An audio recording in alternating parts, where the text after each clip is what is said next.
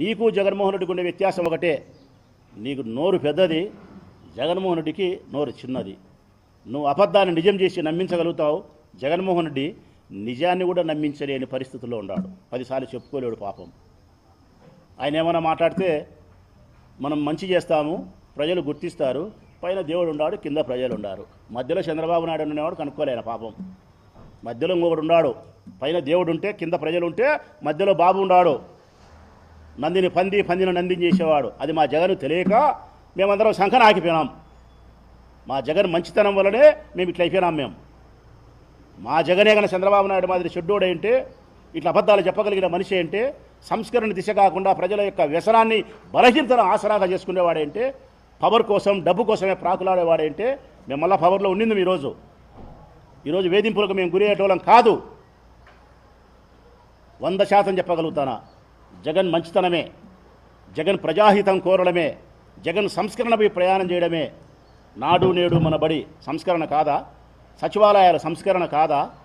గ్రామ వాలంటరీ వ్యవస్థ కాదా? రైతు భరోసా కేంద్రాలతో రైతులకు సలహాలు ఇచ్చి ఎరువులు మందులు ఊళ్ళల్లో పల్లెల్లో పంచినది సంస్కరణ కాదా? ఇంటింటికి డాక్టర్లు పంపించినాడు సంస్కరణ కాదా? నీకు కావాల్సిన బర్త్ డెత్ సర్టిఫికేట్ ఎంఆర్ దగ్గర దొరకాల్సినవి నీ ఇంటికి వచ్చి ఇచ్చినారు సంస్కరణ కాదా? ఆరోగ్యశ్రీలో వేల జబ్బులను సమకూర్చినాడు సంస్కరణ కాదా? స్కూళ్ళల్లో ఇంగ్లీష్ మీడియం ప్రవేశపెట్టాడు, సెంట్రల్ సిలబస్ తీసుకొచ్చినాడు, డిజిటల్ ఎడ్యుకేషన్ తీసుకొచ్చినాడు, వైద్య పరీక్షలు చేయించినాడు సంస్కరణ కాదా?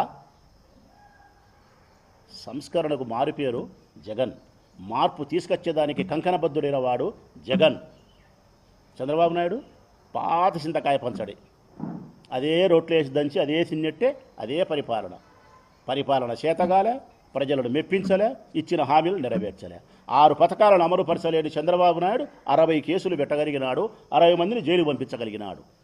ఇచ్చిన 6 పథకాలను అమలుపరచడానికి చేతగాలే ఆయనకు, కానీ 60 మందిని జైలుకు పంపించినాడు. ఇప్పటికీ ఇంకా 4 ఏళ్ళు ఉంది, ఇంకా 600 మందిని పంపిస్తాడు. ఈ 6 పథకాల మటుకు అట్టే ఉంటాయి, అవి మటుకు జరగవు. డైవర్షన్ పాలిటిక్స్, నీ అసమర్థత పరిపాలన కప్పిపుచ్చుకునేదానికి ఏదో ఒకటి తెరపైకి తీసుకురావాలా, ఏదో ఒకటి అవినీతి తీసుకురావాలా, ఎవరినో ఒకరిని జైలుకు పంపాలా, కక్ష సాధించుకోవాలా. 24 గంటలు ఇదే తతంగమే ఈ రాష్ట్రంలో ఏం తప్ప మరొకటైతే ఈ రాష్ట్రంలో జరుగుతుండే దాఖలాలైతే నాకు తెలిసి లేవు.